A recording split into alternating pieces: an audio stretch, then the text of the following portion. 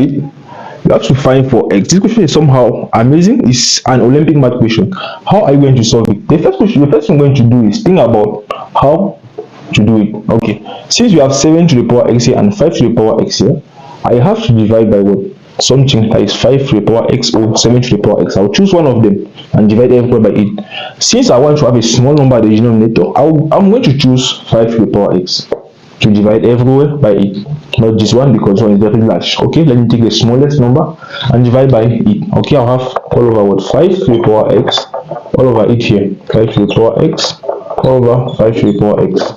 Okay, this principle is what? As we know that a plus b all over a is equals to what? A all over a plus b all over a. That's typically how it look like at this point. Okay, hence you're going to be having what? This all over this, you have a 1 is equals to what? This all over this. Like, try to simplify this one. Okay, if you have a to the power what? To the power half, it is the same thing as what? Square root of a. Therefore, if you have a to the power x on 2, that will be the same thing as what? Square root of a to the power x. That's typically how it look like. This is what we have here. Okay. At the level of the denominator, we have 5 to the power x. Okay. Since you have this, you know that 35 is what? 35 is equals to what? 5 times 7.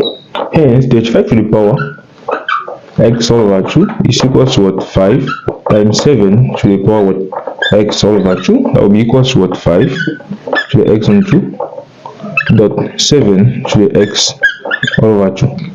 But if you check here, we have all over 5 to the power x.